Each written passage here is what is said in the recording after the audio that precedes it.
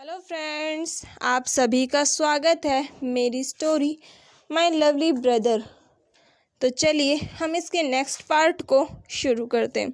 जैसा कि हमने इसके पिछले पार्ट में सुना था कि हमारी जो यांग यांग थी उसने अपने गगा और अपने ब्रदर दोनों की शादी फिक्स करवा दी थी और उसने अपने पिता से कॉन्ट्रैक्ट किया था कि वो 3 साल तक महल वापस नहीं आएगी।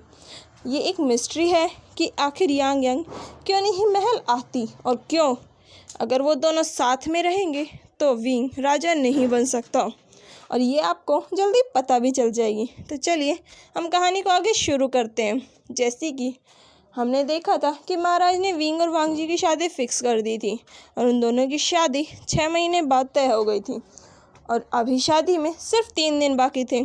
पूरे महल को, पूरी राज्य को बहुत खूबसूरती से सजाया गया था और हर जगह सिर्फ खुशियाँ ही खुशियाँ थी।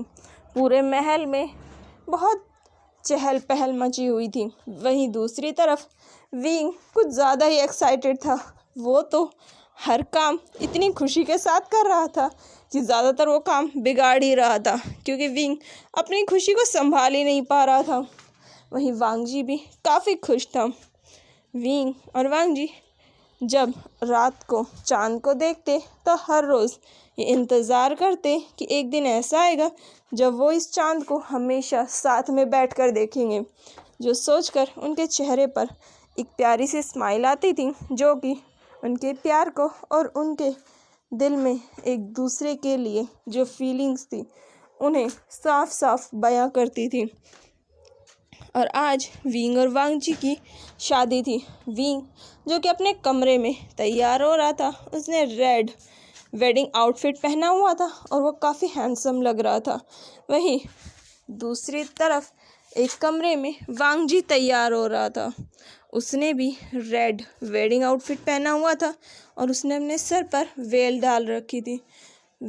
वांग जी काफ़ी खूबसूरत लग रहा था, वहीं विंग भी काफ़ी हैंडसम लग रहा था। उन दोनों की जोड़ी जैसी कि हेवन ने बनाई हो, उन्हें हेवन की ब्लेसिंग मिली हुई थी, वो बिल्कुल ऐसे कपल लग रहे थे। वांग जी अपने वेल को सेट करता है, वहीं विंग भी। महारानी काफ़ी खुश थी, लेकिन एक तरफ वो उदास थी क्योंकि यांग यांग इस वेडिंग में शामिल नहीं हुई थी। और उन्होंने जब महाराज से इस बारे में पूछा तो उन्होंने बताया कि यांग यांग अभी गुरुकुल में है और वो किसी काम से गुरुकुल से भी बाहर गई हुई है और उसे नहीं पता कि उसके गगा की शादी कब फिक्स हो रही है, इसलिए यांग यांग शायद नहीं आ पाएगी। वो काम की वजह से कुछ ज़्यादा ही व्यस्त है। जो बहाना उन्होंने विंग और वांग जी को भी दे दिया था। वहीं वो भी इस शादी से काफ़ी खुश थे क्योंकि उन्हें वांग जी काफ़ी पसंद था। बस वो एक ही वजह से रुके हुए थे, वो थी यांग यांग। वहीं यांग यांग ने जब उनसे वचन दिया तो उन्होंने भी अपनी इस हेजिटेशन को दूर कर दिया और विंग और वांग जी की शादी फिक्स कर दी। वांग जी जब तैयार होकर वेडिंग हॉल में आता है तो वो देखता है कि विंग उसका इंतज़ार कर रहा है। विंग अपना हाथ आगे बढ़ाकर वांग जी को अपने साथ लेता है। फिर वो दोनों वेडिंग वाउस लेते हैं और उन दोनों की वेडिंग कंप्लीट हो जाती है। फिर वो दोनों अपने जो एल्डर एंसेस्टर्स उन सब के साथ वाइन पीते हैं।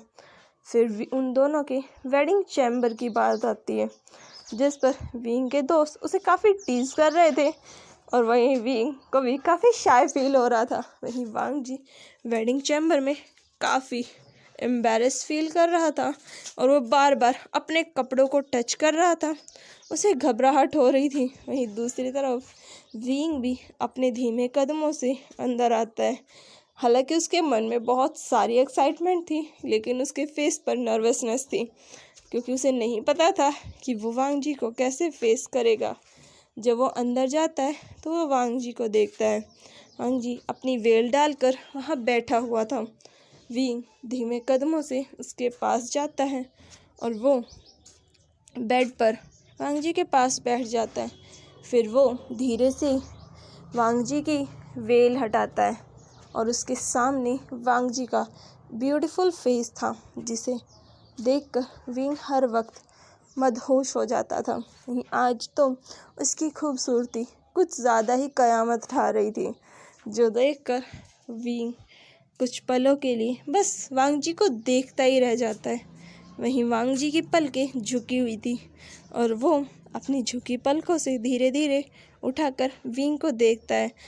फिर वो जल्दी ही फिर से अपनी नज़रें झुका लेता है। वो विंग को देखकर धीरे से कहता है, विंग। वहीं विंग वांग जी के आवाज़ से अपने होश में वापस आता है और वो वांग जी की तरफ देखने लगता है। फिर वो दोनों वाइन पीते हैं। वांग जी वाइन नहीं पीता था, इसीलिए वो सिर्फ टी पीता है। इसी वजह से विंग को भी टी पीनी पड़ती है, लेकिन उसे कोई ज़्यादा परेशानी नहीं थी। उसके बाद वांग जी और विंग अपनी वेडिंग नाइट के लिए रेडी होते हैं। विंग धीरे धीरे वांग जी की सभी ज्वेलरीज ये सब धीरे धीरे उतारता है। फिर वांग जी को धीरे से बेड पर लिटाता है, जो देखकर वांग जी शर्म से बिल्कुल लाल हो चुका था। उसे समझ में नहीं आ रहा था कि वो क्या करे। वो वांग जी की तरफ देखने लगता है। वहीं विंग भी वांग जी को घूर रहा था, नहीं प्यार से देख रहा था भाई। फिर विंग धीरे से वांग जी को किस करने लगता है और किस करते करते वो अपने हाथों से वांग जी के कपड़े रिमूव कर रहा था। उसे ये करने में ज़्यादा टाइम वेस्ट नहीं करना पड़ता। तभी विंग का हाथ रुक जाता है और उसका हाथ वांग जी के कपड़ों में बिल्कुल अटक चुका था।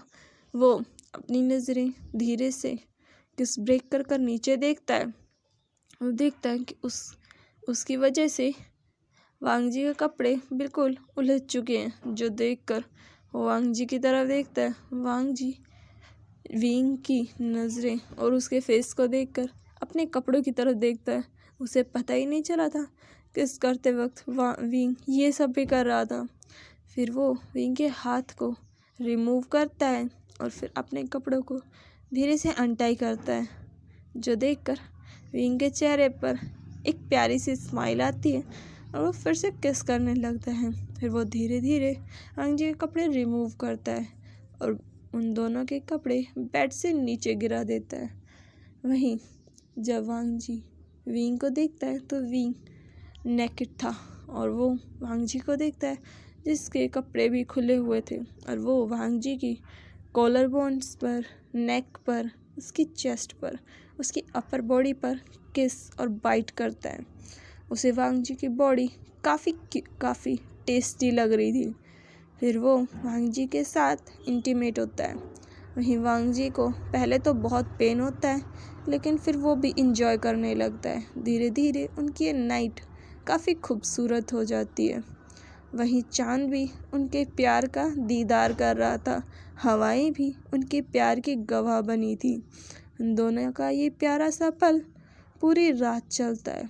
सुबह की किरणें जब उन दोनों के कमरे में झांक कर देखती है तो वो दोनों एक दूसरे की बाहों में बड़े सुकून के साथ सो रहे थे। वहीं वांग जी विंग की बाहों में था और विंग ने भी वांग जी को काफ़ी प्यार से और प्रोटेक्टिवली अपनी बाहों में पकड़ा हुआ था। धीरे धीरे वांग जी की आंखें खुलती हैं और वो अपनी नज़रें खोलकर जब देखता है तो उसे अपने सामने किसी का फेस दिखता है। वो जब देखता है तो ये और कोई नहीं, उसका प्यार, उसका लव, उसका विंग था। वांग जी विंग के ब्यूटीफुल फेस को बहुत टाइम तक निहारता रहता है और फिर वो विंग के फेस पर धीरे से किस करता है। वो विंग के लिप्स पर जैसे ही अपने लिप्स टच करता है तब वो उन्हें हटाने लगता है कि तभी उसे महसूस होता है कि विंग उसे किस कर रहा है, जिससे वांग जी की आइज़ वाइल्ड हो जाती है और वो अपनी बड़ी बड़ी आँखों से विंग को देखने लगता है, जो एक ही पल में वांग जी को बेड पर धकेल कर खुद उसके ऊपर आ चुका था, जो देखकर वांग जी की हालत ख़राब होने लगती है, क्योंकि विंग ने उसे रात को बिल्कुल नहीं छोड़ा था और अब विंग फिर से उसके साथ वही सब करने की सोच रहा था। जो सोचकर विंग वांग जी को खुद से दूर करने की कोशिश करता है, लेकिन विंग कोई कमज़ोर नहीं था और वो एक झटके से वांग जी के हाथ को ऊपर पिन कर देता है और वो वांग जी के साथ मॉर्निंग एक्टिविटी शुरू कर देता है, जिससे वांग जी जल्दी फिर से थक जाता है। फिर विंग वांग जी को अपनी गोद में उठाकर बात कराता है और वांग जी को कपड़े पहनाकर नीचे लेकर जाता है। विंग वांग जी को अपनी बाहों में ही खाना खिलाने के लिए लेके गया था, जिसे देखकर महाराज और महारानी अपनी हंसी दबा रहे थे। वहीं वांग जी को काफ़ी शर्म आ रही थी और वो अपने मन में सोच रहा था कि वो विंग का क्या करे। उसका बस चलता तो वो विंग को कब का पीट चुका होता, लेकिन वो चाहकर भी विंग का कुछ नहीं बिगाड़ सकता।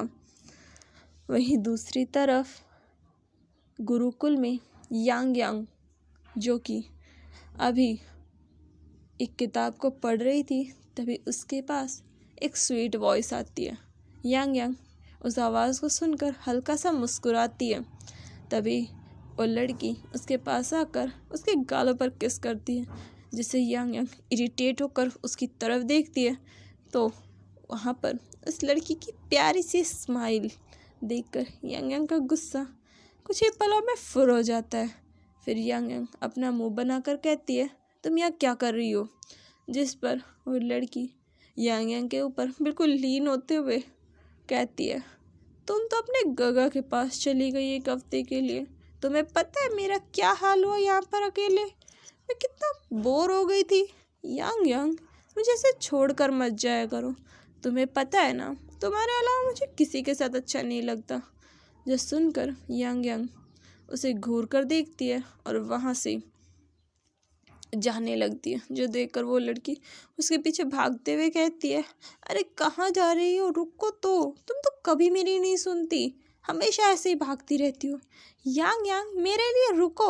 और ऐसा कहते वो यांग यांग के पीछे भागने लगती है। वहीं यांग यांग उससे आगे जा रही थी, लेकिन जब वो उसे अपने पीछे भागता हुआ देखते हैं तो यांग यांग भी भागने लगती है और उन दोनों के बीच वहीं पकड़म पकड़ाई शुरू हो जाती है।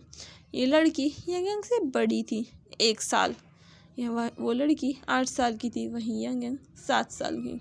तो चलिए हमारी कहानी का आज यही ख़त्म करते हैं, मिलते हैं इसका नेक्स्ट पार्ट में।